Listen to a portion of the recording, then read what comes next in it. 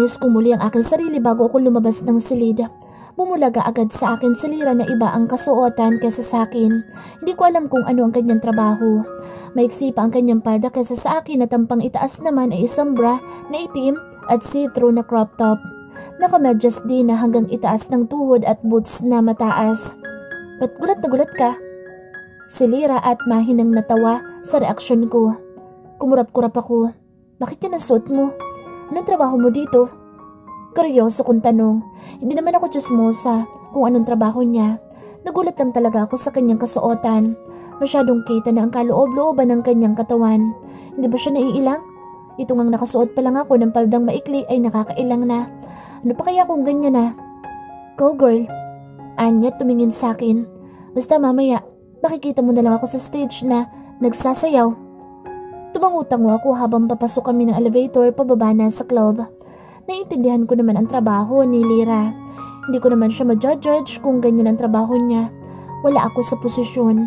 Hindi ko alam kung ano ang dahilan niya kung bakit ganyan ang trabaho niya. We can't judge the person without knowing her point of view. Yun ang parating nakatatak sa utak ko simula noong college. Hindi natin may iwasan ng ganoong gawain pero sana ilagay natin sa tamang lugar. Lahat tayo ay may pakiramdam kaya pwede tayong masaktan sa isang masakit na salita lamang. Natahimik ka. I know sasabihin mo na maruming tao ako. Masama? Hindi na virgin? Hindi ka tanggap-tanggap sa lipunan dahil ganito ako? Para usan. Napatingin ako sa kanya. Hindi kita hinuhusgahan sa trabaho mo, Lira. May rason kung bakit ganyang trabaho ang ginawa mo ngayon. Bilib nga ako sa'yo dahil nakaya mo yan. Nakaya mo din ang mga masakit na salita ng mga tao tungkol dyan sa trabaho mo. Mapait siyang tumawa at inayos ang kanyang buhok. We are living in a judgmental society. Makapagsalita ang iba tungkol sa trabaho ko parang madumi na akong tao. Hindi nga nila alam ang rason kung bakit ganito ang trabaho ko. Anya at nakita ko ang sakit sa kanyang mukha. Huwag mo nalang pansinin ang mga ganoon tao, Lira. Mas kilala mo ang sarili mo. Huwag mo nalang silang patulan. Ngumiti siya sa akin. Minsan, hindi ko kaya. Napapatulan ko sila. Wala eh. Sobrang baba ng tingin nila sa akin. Nalungkot ako sa sinabi niya. Hindi ako ganoong tao. Hindi ako pumapatol sa iba dahil mas kilala ko ang sarili ko. Pero minsan naiisip ko din kapag lumaban ako, mas gugulo ang lahat. Kapag hahayaan ko naman silang apihin ako, mas lalo nilang iisipin na isa akong diskrasyada. Hindi alam ang gagawin ko. Mas pinapaboran ko na lang ang sinasabi ng utak ko na huwag na silang patulan pa. Depende naman kung super below the belt na sila. Nasa sarili mo pa rin talaga kung papatol ka o hindi. Basta isa lang masasabi ko, huwag magpatalo sa hamon ng buhay. There's always a rainbow after the rain. Ika nga nila. Tumawa siya. Gusto na talaga kitang maging friend. Wika niyang sabi. Kumunot ang noo ko. Bakit? Wala ka ba mga kaibigan dito? Umiling siya. Wala masyado. Ikaw lang siguro. Anya at tumawa. Kung payag ka maging kaibigan ko. Aba, oo naman. Mabilis kong sabi. Pero bakit wala kang kaibigan dito? Tanong ko. Hindi na niya nasagot pa ang aking tanong dahil bumukas na ang elevator at pumasok ang tatlong kababaihan na parang pareho ng trabaho nitong kay Lira. Ang isang babae ay tiningnan ako mula ulo hanggang paa bago siya tuluyang pumasok. Nasaraduhan ka sana. Sa isip ko. Lira, girl, nandito ka. Handa kilang mga agaw. Tapos na ba mga gabi mo kay Fabio? O pinagsawaan ka na? Tanong nito at malanding tumawa. Wala akong alam sa pinagsasabi mo, Ella. Patol pa ni Lira. Nasa loob kami ng elevator pero ramdam ko ang initan nitong dalawa. Okay naman kanina. Pumasok lang itong sa Ella parang nasa impyerno na kami dahil mukha siyang kaanak ni Satanas. Maang-maangan pang gaga. Anya bago tumingin sa akin. Huwag kang didikit sa gagang yan. Baka maagawan ka. Babala pa nito sa akin. Hindi ko na lang siya pinatulan pa at mas lalong dumikit kay Lira at pasimpleng isinilid ko ang aking kamay sa kanya. Ramdam ko ang galit ni Ella kay Lira. Habang wala akong alam sa side muna ako ni Lira. Hindi naman siya masama. Tahimik lang kami hanggang sa narinig ko ang kwentuhan ni na Ella kasama ang mga kaibigan niya. Nandito si Sir, kasama niya ang mga kaibigan niya. Chok pa tayo mamaya. Sabay tili na isang babae. Basta akin sa Fabio. Parinig pa ni Ella. Sa'yo Lynn, kay Cydril. Sa'yo naman Karen, kay Rafael. Nastatwa ko nang marinig ko ang huling sinabi nitong, Ella, nandito si Rafael? Anong ginagawa niya dito? Bakit sa Isla Vera pa? Pasimple kong tinapik ang aking dibdib dahil sa bilis ng tibok. Natatakot ako. Ganun na lang ang kaba ko nang bumukas na ang pinto. Daniela, kailangang maingat ang galaw mamaya. Hindi ka dapat niya makita. Iwasan ang pwesto nila at magtago. Yan ang gagawin mo, Daniela. Ramdam ko ang lamig ng aking kamay habang nakaupo ako at naghihintay ng customer. Hindi ko alam kung totoong nandito si Rafael o namali lang ako ng dinig sa sinabi ni Ella. Medyo maarte kasi ang pagkakasabi niya kaya siguro namali lang ako ng pagkakadinig. Nakaupo lang ako ngayon dahil hindi pa gaanong kadami ang mga tao sa loob ng Hayden, pero tama nga ang hinala ko. Nung una pa lang, natungtong ng paa ako dito sa building. Halos lahat ng tao dito ay mayayaman. Makikita iyon sa kanilang kasuotan at mga nakakabit sa kanilang mga katawan. Okay ka lang ba, Daniela? Tanong ni Lyra sa gilid ko na kumakain ng lollipop. May makeup na din siya at ang ganda-ganda niya. Dito sa likod, ginagawa ang kanilang pag-aayos ng kolorete. Inaya niya din ako na maglagay pero hindi ako pumayag. Pulbo lang ang nilagay niya sa aking muka at konting lip shiner. Hindi ako maalam sa kolorete at wala din akong pambili kaya nanibago pa ako sa ginawa nila kanina. Okay lang ako? Tipid ko sabit ngumiti sa kanya. Inikot niya ang kanyang mata at hinahawakan ang kamay ko. Bakit ang lamig ng kamay mo kung ganoon? Nalalamigan ka ba dahil dyan sa suot mo? Sasabihan ko kay boss na ibahin ang uniform mo. Anya, agad akong umiling sa kanya. Hindi naman, ayos na to. Baka naninibago lang ang katawan ko. Hindi ako dati nabababad sa aircon at sa araw ako. Sanay, kaya siguro ganitong pakiramdam ko. Tanggi ko sa kanya, baka kung ano sabihin ng ibang mga nagtatrabaho dito. Kaya bago-bago lang ako dito at may pa-special treatment agad. Baka maapi pa ako dito nang wala sa oras. Ayoko nang dagdagan pa ang problema sa buhay ko. You look so tense, girl. Anyari ba? Tanong pa ulit nito. Huwag mo sabihing natatakot ka sa mga pangit ngayon. Tinutukoy niya ay sina Ella. Hindi ako takot kay Ella. Takot ako sa sinabi niyang pangalan ni Rafael. Paano kung nandito nga ang lalaking iyon? Wala akong kalaban-laban sa kanya. Umiling ulit ako. Hindi ako sa mga yun natatakot. Ang totoo. Nahihirapan pa ako magpasya kung sasabihin ko ba kay Lyra ang problema ko o hindi na. Akin ang problemang iyon. Baka kung ano pag-isipin niya sa akin. Umiling na lang ulit ako at sinabing wala na lang ako sasabihin. Hindi din ako sigurado kung mapapagkatiwalaan ba si Lyra o hindi. Bago lang kaming nagkakakilala at hindi pa namin kilala ang isa't isa. Baka doon pa ang katapusan ko kapag sinabi ko ang sekreto ko sa kanya. Niyugyug niya ang kamay ko bago siya nagsalita. Alam kong bago lang tayo nagkakakilala at kita ko sa mga mata mo na wala kang tiwala sa akin. I will respect your decision. Pero kung handa ka nang sabihin sa akin, I'm just here. Ikaw na nga lang kaibigan ko dito eh. Pumaos ang kanyang boses sa mga huling salita. Napatingin ako sa kanya. Ang kanyang mata ay puno ng kolorete at bagay na bagay sa kanya ang kanyang mapulang lipstick. Kita ko na nakanguso siya habang nakatingin sa kawalan. Bumuntong hininga ako. May customer ba kayong Rafael ang pangalan? Nahirapan pa ako habang sinasabi iyon. Napatingin siya sa akin at agad na tumango. Meron. Si Mr. Rafael Sandoval ba? Siya lang naman ang Rafael na dinudumog ng mga kapwa ko. Bakit kilala mo siya? Sagot niya. Umiling ako. Hindi ko pa alam kung sasabihin ko ba sa kanya. Hindi pa ako sigurado. Ngayon aalamin ko na lang muna kung bakit siya nandito sa club na ito, dito sa Isla Vera. Hindi ko siya kilala. Narinig ko lang kanina kina Ella ang pangalan niya. Pagsisinungaling ko. Alam mo mayaman yun. Dinig kong tali na iyon kaya hindi kami makalapit sa kanya. Sinalin nga, yung kaibigan ni Ella. She is straight in front of Mr. Sandoval. Alam mo kung anong napala niya. Anya na ikinailing ko. Dad ma, walang panama iyon siguro sa asawa ni Mr. Sandoval kaya hindi siya pinatulan. Halos lahat ng girls dito parang walang maganda para sa kanya. Kwento niya. Anong ginawa niya kung ganun dito? Pinayagan siya ni Sofia na gumala dito sa Isla Vera.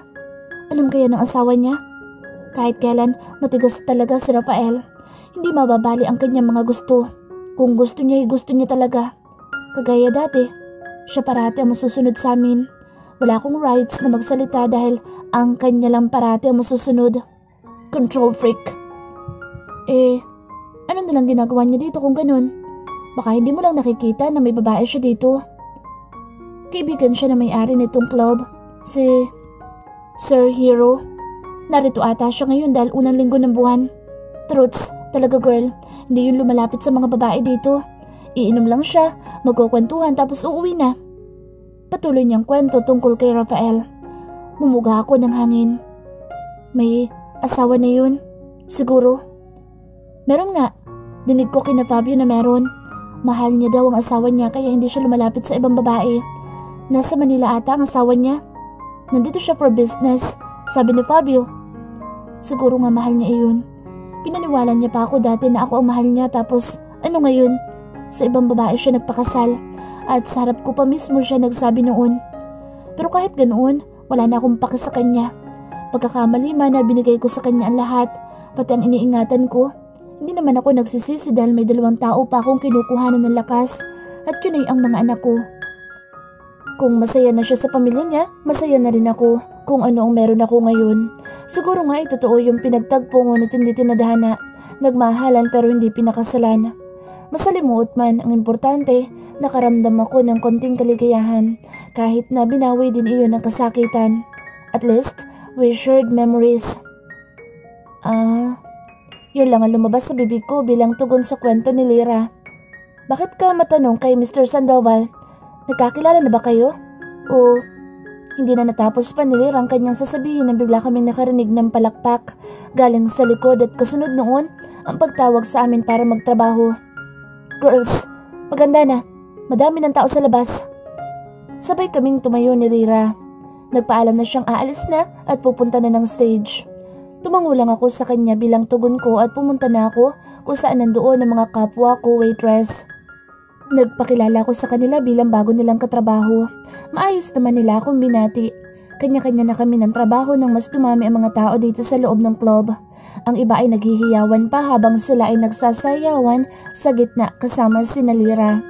Hindi ko na naituon ang mata ko doon nang marinig kong tinawag ako ng isang bartender para sa order. Lumapit ako doon at kinuha ko naman iyon. Tiningnan ko muna ang numero ng table bago ko tuluyang iyong iniangat. Habang naglalakad ako, nakaramdam ako ng ilang dahil sa akin damit. Sinasagi din ako ng iba habang naglalakad kaya hindi maiwasan na sumayaw ang mga alak na dala ko. Hindi ko pa alam ang bawat sulok nitong club kaya hindi ko alam kung saan table ang hawak ko. Kahit na maalo na ang tao, ay sinubukan ko pa rin na hanapin ang numero ng hawak kong order. Nakadalawang minuto din ako sa paglingalinga nang tuluyan ko na iyong mahanap. Nakadikit sa pader ang numero na eksakto sa hawak ko. Lumapit ako doon sa kanila at ngumiti para hindi naman ako nagmumukhang maldita na waitress. Good evening sir, ito na pong order nyo. Magiliw kong sabi sabay lapag ng kanilang inumin. Napatingin ang 3 lalaki sa akin. Sa mukha pa lang nila, kitang-kita na agad ang pagiging manyak nila.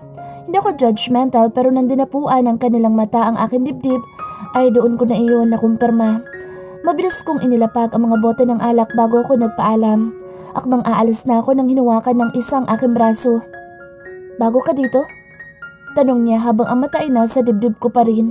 Sa sobrang sexy nitong suot ko, hindi talagang maiiwasan na mababastos ka ng makikitid na tao.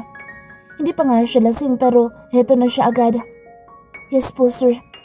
Sagot ko naman. Ayokong isipin nila na rude akong tao. Baka magsumbong pa sila sa may-ari tapos sasantahin ako. Paano ko nalang mabibili ang gusto ni Clyde ng cellphone? You want extra income? One night for 20,000. Alok niya. Umiling ako. You can offer that to the other girls, sir. I'm a waitress here, not a call girl. Walang preno kung sabi na kaagad ko din pinagsisihan. Baka masasante ako. I like you already. Yan ang gusto ko. Palaban. How about 50,000? Still a no, sir. Sinubukan kong kunin ang kamay ko sa kanya ngunit mas lalo niya iyong hinigpitan. Sir, may trabaho pa po ako. Kung gusto mong magpaligaya ka sa kama, doon ka na lang sa mga babaeng nasa entablado. They are willing to serve you. Pagkatapos nun ay hinablot ko na ang kamay ko. Kita ko ang galit sa kanyang mga mata dahil sa sinabi ko. Hinablot niyang muli ang aking kamay at tinilan niya ako papalapit sa kanya. Nakaramdam ako ng takot. Nagpumiglas ako para makawala. Gago ka. Baka pagalitan ka ni sir kapag pinilit mo ang mga babae niya dito. Alam mo naman kung ano magagawa niya kapag may nabastos tayo mga empleyado niya.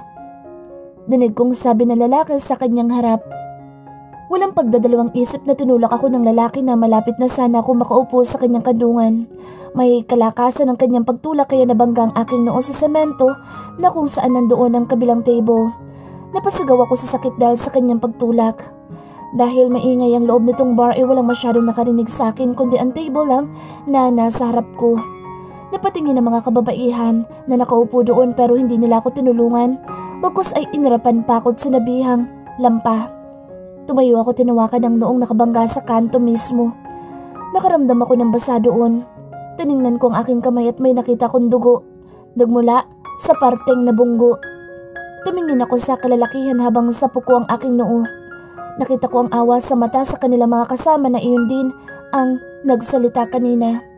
Yumuko ako bilang respeto bago tuluyang umalis. Dara-diretso ang lakad ko paalis doon. May ilang tao pa ako nabangga dahil sa paglalakad ko ng mabilis. Aray! Daing ko nang masako ang noo ko. Mismo na nabangga. Kahit na nakatakip na ang kamay ko ay nakaramdam pa rin ako ng sakit.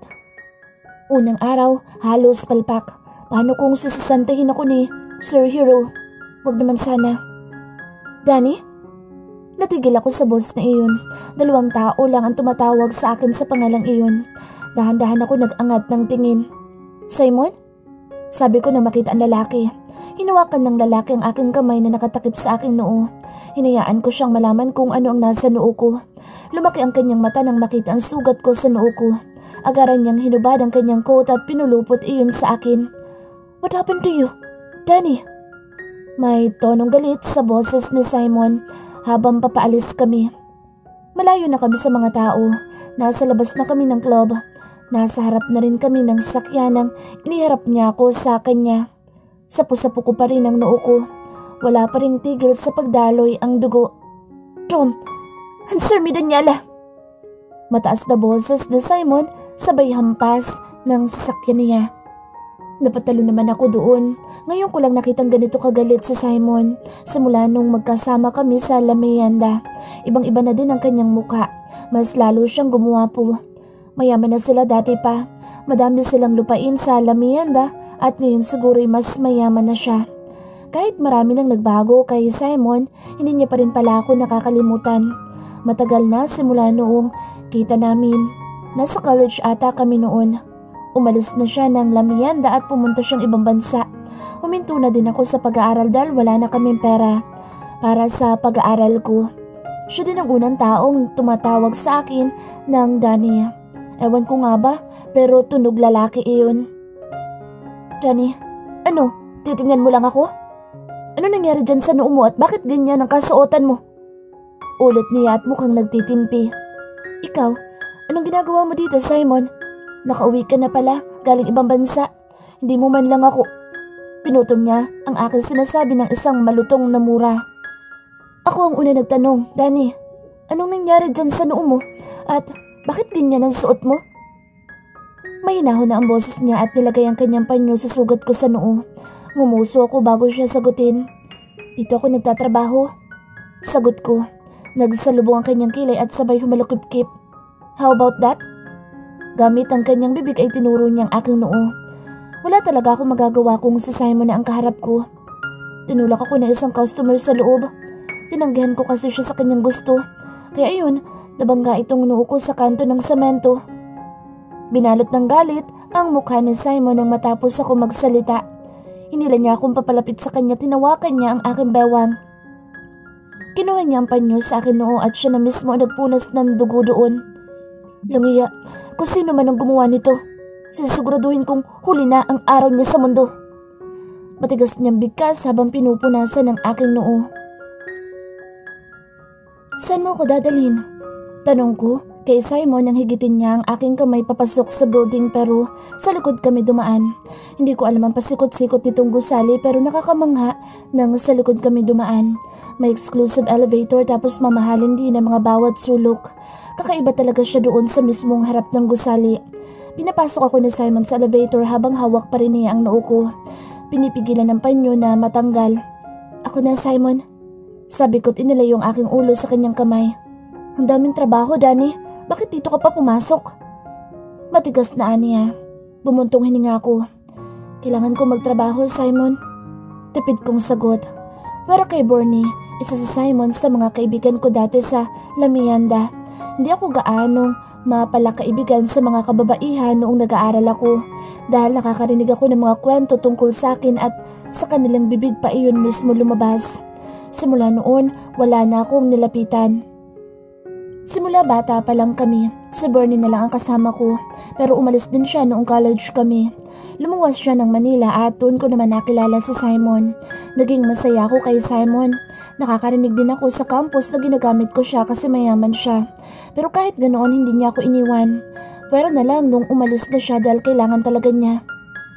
Narinig ko kay Lola Sonia na may anak ka na daw. Danny? Napatingin ako sa kanya. Iba talaga noong nalaman ng mga kabarangay ko na buntis ako. Nakaabot pa talaga sa lola ni Simon ang balitang iyon. Malayo-layo ang mansyon nila Simon pero hindi na ako nagtataka kung umabot pa iyon sa kanila. Meron. Ayoko magsinungaling kay Simon. Isa pa, siya yung pinagkakatiwalaan ko noon pa man. Nasaan ang ama? Mag-isa ka daw umuwi sa Lamianda, sabi ni Lola.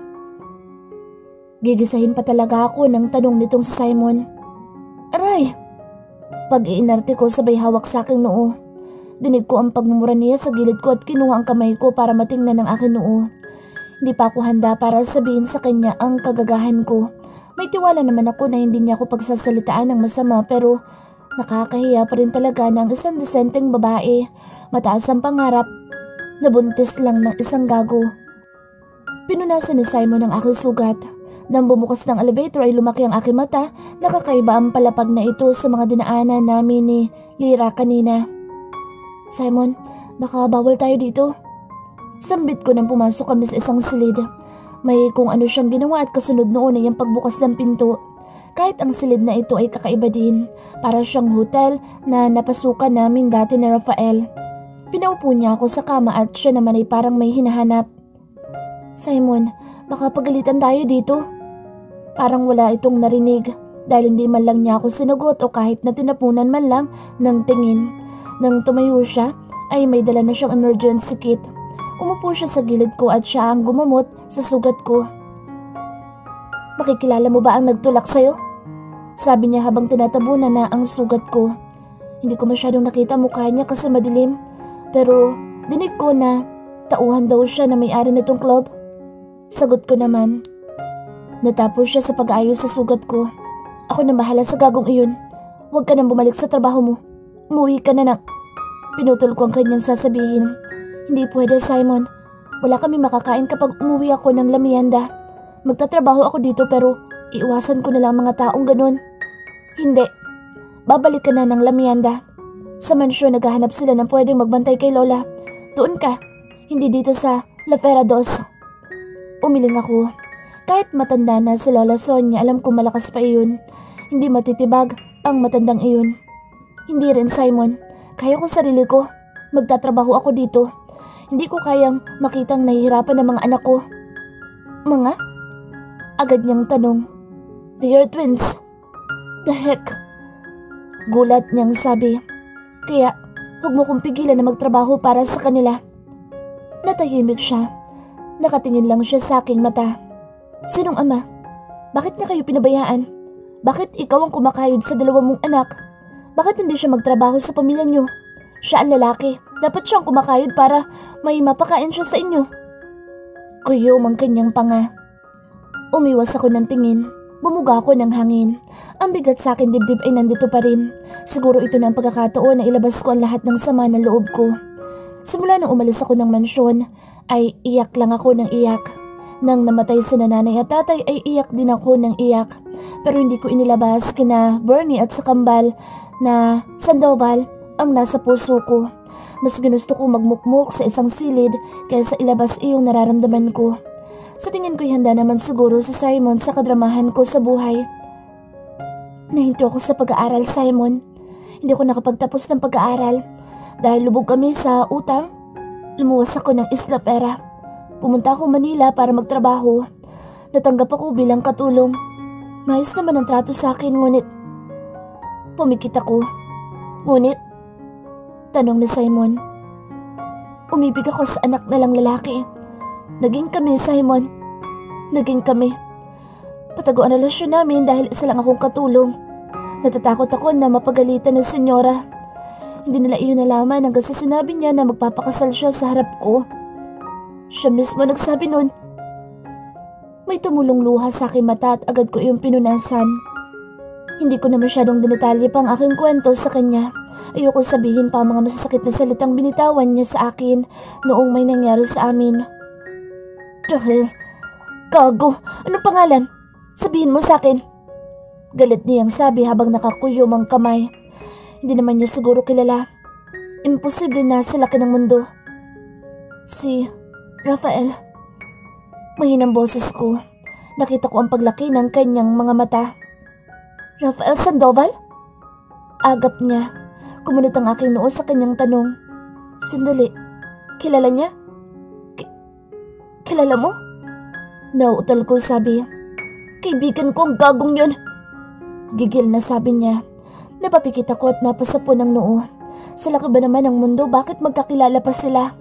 Ayoko na ng komunikasyon pa kay Rafael. Baka siguro lalayuan ko muna itong si Simon para hindi na kami magkita pa. Simon, huwag mo sasabihin kay Rafael na may anak kami, please. Nanginginig ang boses ko habang binibigkas sa mga salitang iyon. Hinigit na Simon ang aking kamay at dinikit niya ako sa kanyang sarili. Niyakap niya ako ng mahigpit habang hinahaplos niya ang aking buhok. Napapikit ako sa kanyang mga haplos. Daniela, hindi ko alam ang mga nangyari sa iyo sa mga nakalipas na taon. But when Rafael announced that you were getting married, I was there. Gagong Rafael na yun. Anya habang hinahaplos pa rin ang aking buhok. Paano mga anak niyo? Lalaki silang walang ama. Daniela, baka kailangan niyong pag-usapan ito. Agad akong umiling. Kaya ko naman silang buhayin kahit wala si Rafael. Hindi naman siya namin kailangan. Baka pwede pang... Hindi na nga, Simon. Putol ko. Dinig ko ang pagbuntong hininga niya. Hindi ko pa kaya sa ngayon. Masaya naman na si Rafael sa pamilya niya. Para wala ng gulo pa, hindi na niya dapat pang makita ang dalawa. Ang mga anak ko ang talo kapag pumasok pa sila sa buhay ni Rafael. Kung yan ang desisyon mo, sige. Huminto siya sa pagsasalita. Rafael is here. Nasa baba siya ngayon. Better to avoid our area para hindi kayo magkita.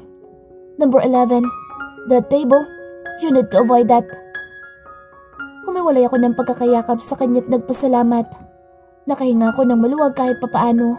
Kahit totoong nandito man si Rafael, ay may iwasan ko naman siya dahil sa babala ni Simon sa akin.